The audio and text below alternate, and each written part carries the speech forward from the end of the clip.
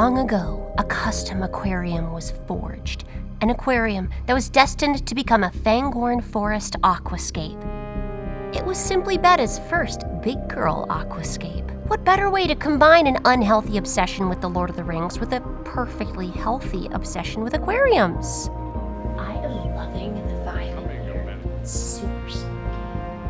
Taylor became obsessed with the tank. She agonized over the design. She hunted for hardscape from across the land.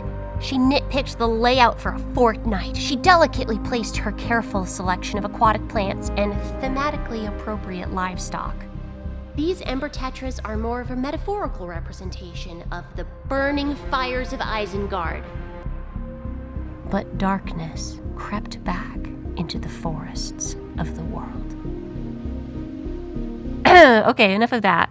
The Fangorn Forest aquascape was looking amazing until algae.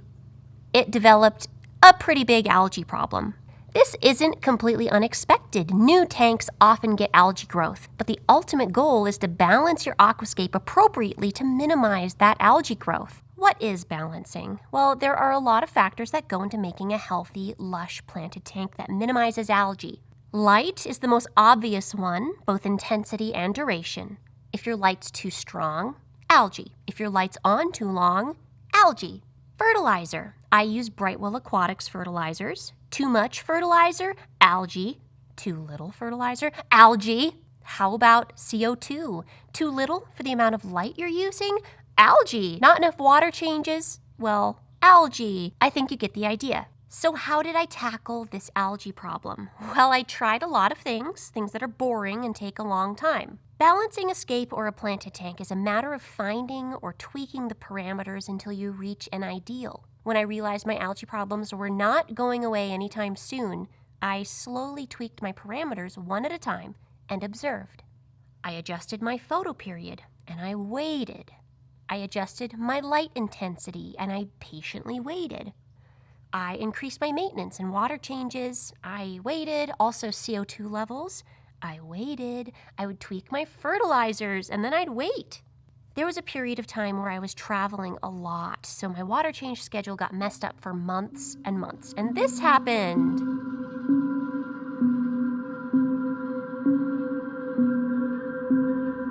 Oh my goodness, I had to physically remove algae from this disaster. I had to go in and cut it with scissors and scoop it out with a net.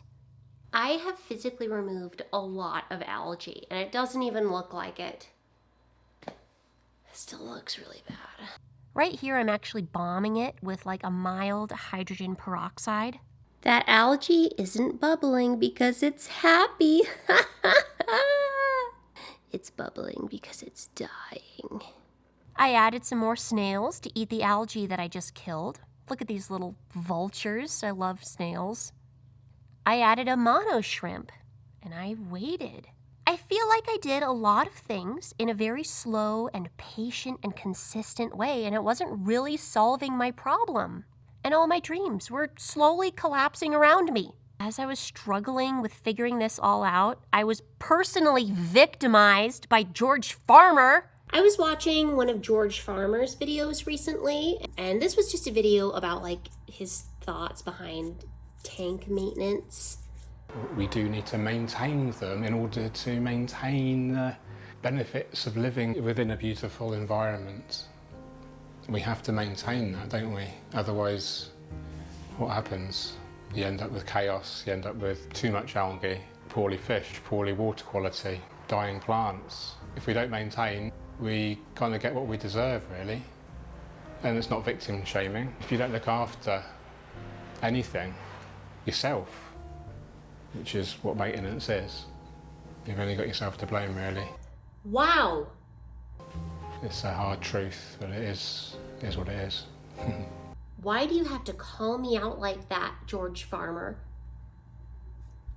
Jeez. So I actually ended up asking Dan from Dan's Fish about what the best algae-eating machine that I could add to this tank would be, because I was about to give up. And he gave me his answer. In one of my previous videos, I totally hyped up Dan's Fish. Dan's Fish is an online retailer of fish. He has his own warehouse, he brings them in, he quarantines them, makes them super healthy, ships them to you. I received the fish that went into the Fangorn Forest from him. The reason I bring up Dan's Fish is because I got more. So I asked Dan, look at my problem.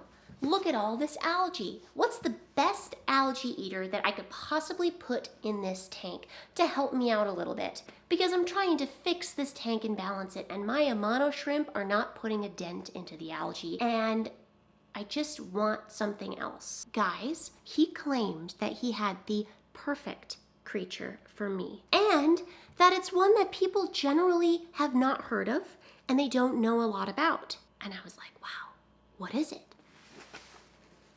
It's in this box. Dan's Fish told me he was going to send me a small army of this creature. And I said, yes, thank you. I am so excited. And I may have also begged for another little fish. It's not a good look, Taylor.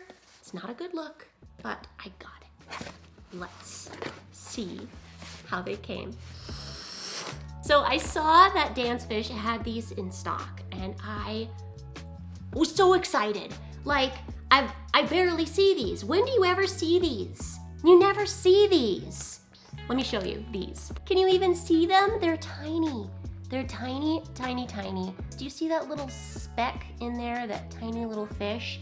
Do you see this little speck in there? These are Neoheterandria elegans, also known as the tiger teddy. A little wild live bearer. It's so cute.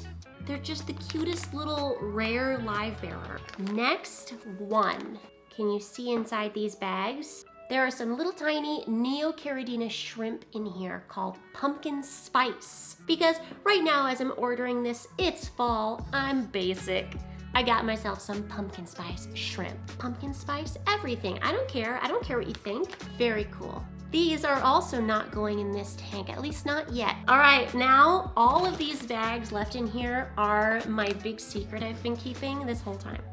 This, focus, is a species of shrimp, specifically green leaf algae eating shrimp. When Dan's Fish told me about this, I was like, huh, that kind of just sounds like another name for a mono shrimp. I already have a mono shrimp. And then he told me, no, it's actually a completely different species of shrimp. And he claims that they actually are more voracious algae eaters. And then I started looking it up and I found a video of his where he actually compared 3 different algae-eating species, the Amano shrimp, the greenleaf algae-eating shrimp, and the Florida flagfish. He weighed out equal amounts of algae and he put the algae as a big ball inside of the tanks in his fish warehouse. And the winner of the competition was the greenleaf algae-eating shrimp. All we have there is an empty fork. I don't see any algae left at all. So it looks like these guys have cleared out their clump of algae really effectively. This is the green leaf algae eating shrimp. I will link to that video if you want to see it for yourself. I thought it was very interesting. And now I really want to try the green leaf algae eating shrimp. He wasn't kidding when he said he'd send me a small army. It kind of looks like there's about 4 shrimp in each of these little bags. Holy cow. By the way, Dan's Fish is sponsoring this video. He sent this to me and I'm featuring this green leaf algae eating shrimp. Not just blindly though. We are testing it first. I do have an affiliate code you can use right here. You can go to dansfish.com and use it to get 10% off your first order and 2% off any other order. How nice. I slowly drip acclimated the new shrimp. Set a timer, by the way, so you don't flood your living room. I cut some glass to make a lid for this little spare tank for the tiger teddies. They're jumpers, don't ever trust them. It did not take long at all for these shrimp to grow to be massive algae destroyers. As you can see, I don't have an algae problem anymore. In fact, I have to supplement these shrimp with some homemade food to make sure that they're well fed. I'm not 100% sure how to tell the difference between green leaf algae eating shrimp and Amano shrimp. They're both kind of big and clearish. I'm not like a shrimp expert, guys, but I would guess that a monoshrimp have these little lines and dots down their sides, while greenleaf algae-eating shrimp have plain sides. I'd only bet like $5 though. That's it. Maybe a shrimp expert could chime in on how to tell the difference between the two. The tank is looking so much better. It's recovering really nicely. I wish I could end this video there on a high note. That window, right back there behind the tank, it needs to be replaced. It's happening in a few weeks.